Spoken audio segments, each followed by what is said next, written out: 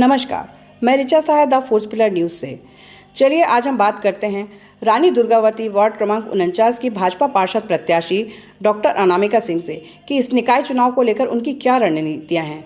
साथ ही हम भाजपा के पूर्व पार्षद रह चुके लीलाधर चंद्राकर से भी बात करते हैं कि इस चुनावी रण को लेकर उनका क्या कहना है।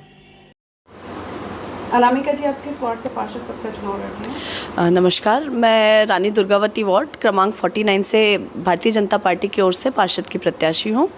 आप कितने सालों से पार्टी में हैं? पार्टी में सक्रिय रूप से मैं पार्टी की सक्रिय सदस्य हूँ और काफ़ी समय से मैं चिकित्सा प्रकोष्ठ से जुड़ी हुई हूँ। आप MBBS डॉक्टर हैं, गायनिक हैं जी। आपका नोबल प्रोफेशन है, आप उस प्रोफेशन के साथ इस कार्य को कैसे कर पाएंगे?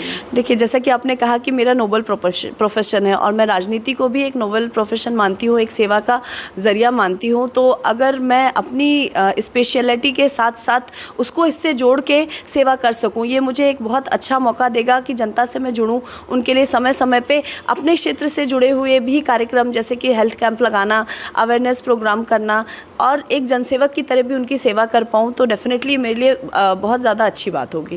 कभी यदि अचानक से आपको आपके MBBS उसमें कोई इमरजेंसी आती है और वहीं उसी समय वार्ड में इमरजेंसी आती है, तो आप किसको ज़्यादा प्रेफरेंस देंगे? दोनों जगह यदि एक्सीडेंशियल एरिया हो तो क्या आप करेंगे? मैं जहाँ ज़्यादा मेरी ज़रूरत है मैं वहाँ जाना की कोशिश करूँगी। दूसरी चीज़, मैं अपने साथ एक ऐसी टीम लेके चलना चाहती हूँ कि जो मेरे एब्सेंस में बिल्कुल मेरे बराबर वहाँ पे काम कर सके। अगर मैं अस्पताल में हूँ और मुझे एक वार्ड में रहने की ज़्यादा ज़रूरत है तो मैं चाहूँगी कि मेरे साथ ऐसा कोई सहयोगी डॉक्टर हो जो उस इमरजेंसी को संभाल ले, या फिर वार्ड में मेरी जगह बिल्कुल मेरे जैसी क्षमता रखने वाला कोई एक इंसान हो जो उस चीज़ को मेरे बराबर जिम्मेदारी से, बिकॉज बिना टीम के तो काम करना किसी भी क्षेत्र में असंभव है।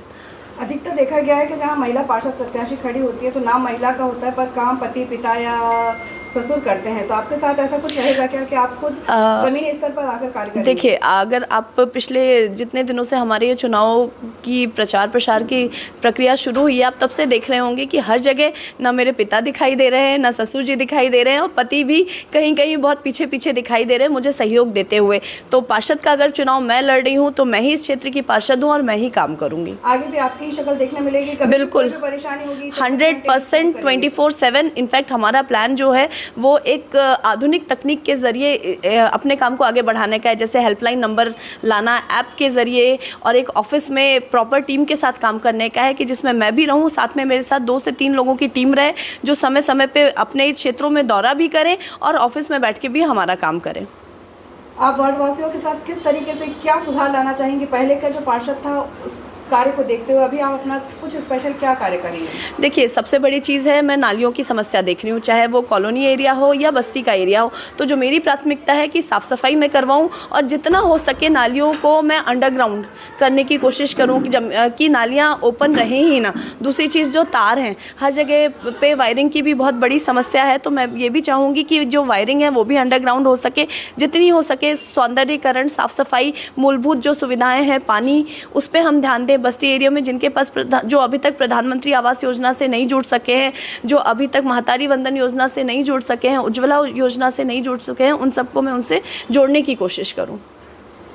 आप लोग केवल स्लम एरिया को देखते हो, कभी आपने सोसाइटी बस कॉलोनी वगैरह में जाके देखा कि वहाँ पे बहुत परेशानी होती है? मैडम, आप सोसाइटी के एक एक घर में जाके पूछिए, वो मुझे ये बोलेंगे कि यस, भाजपा की प्रत्याशी डॉक्टर अनामिका सिंह हमारे घर आके गई हैं। मैंने उनकी नाली की समस्याओं को सुना। मैंने कई ऐसी कॉलोनीज़ में गई हूँ जहाँ बिल्कुल कॉलोनी के दरवाजे तक पानी आया है बट अंदर नगर निगम की लाइन नहीं आई है। रोड में एक एक कॉलोनी से लेके बस्ती हर घर में मैं जाके आई हूँ। मैं ये बोल सकती हूँ कि मैंने इस क्षेत्र का 90% जो है डोर टू डोर में जाके लोगों से मिल के आई हूँ। रानी दुर्गावती वार्ड में कुछ कॉलोनी में ऐसा हुआ है कि नगर निगम की जो पाइपलाइन गई है वो डायरेक्ट टंकी में चली गई है जी, ना कि घर घर जाके। मैं अवगत हूँ इस बात से। तरीके से हल करेंगी समस्या? देखिए, इसमें मुझे कॉलोनी के भी सहयोग की ज़रूरत होगी, तो हम ये चाहेंगे कि जो कॉलोनी की कमेटी है वो हमारे साथ बैठे और इसका एक इफ़ेक्टिव सॉल्यूशन निकाला जाए जिससे कि कॉलोनी वासियों को ना पानी की समस्या आए और जो कॉलोनी है उसको भी स्टोरेज का प्रॉब्लम ना आए पानी के। रणनीति क्या है?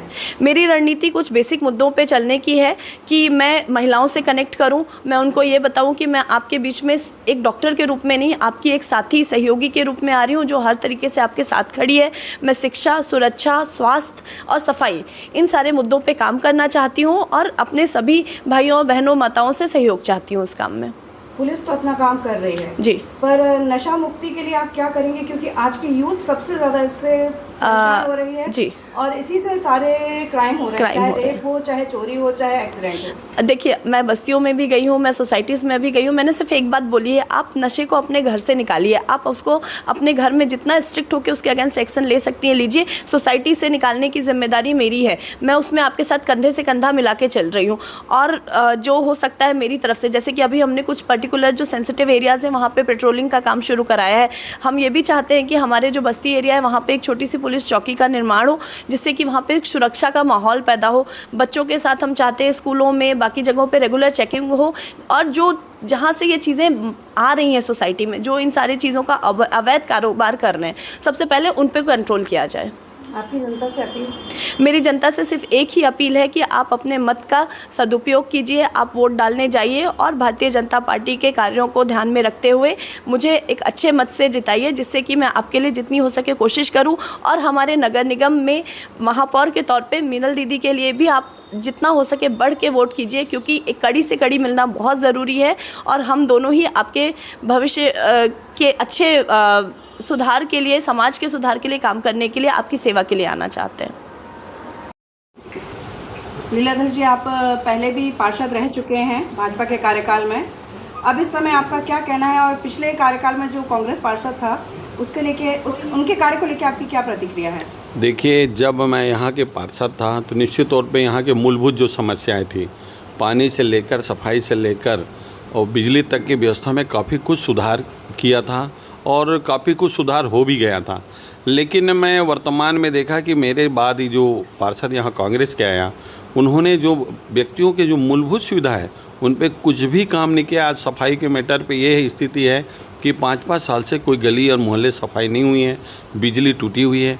आपके अपने विशाल नगर में जिसको बड़ी प्रयास से हम लोगों ने वहाँ पे पाइपलाइन आया था, तो आज आप भी कह रहे हैं, इस बातों को स्वीकार कर रहे हैं आप लोग भी, कि जो कॉलोनियों में उनके संप वेल तक ही पाइपलाइन गया है। बल्कि हमने उसको समय प्रयास किया था कि डोर टू डोर प्रत्येक घर में नल जल योजना की फ़ायदा हो, लेकिन अभी विशाल नगर क्षेत्र के बहुत सारे कॉलोनियों में इसकी फ़ायदा नहीं हुआ है। और पूर्व के जो पार्षद रहा कांग्रेस के पार्षद, उन्होंने बिल्कुल कुछ नहीं किया वार्ड में। यहाँ तक कि मैंने विकास के जो कार्य किए हैं, बड़े बड़े भवन भी बनाए हैं, उसको सफाई के लिए तालाब भी किया। उस क्षेत्रों को देखो, उन्होंने 5 साल में एक कहीं पे डेंटिंग पेंटिंग का भी काम नहीं करा पाया है। सफाई के लिए हमने तालाब इतनी अच्छे से सफाई करके रखा था, तालाब की गंदगी को भी सफाई नहीं कर पाया है। विकास के कार्य को तो भूलिएगा, वो 5 साल में इस वार्ड को बर्बाद ही किया है।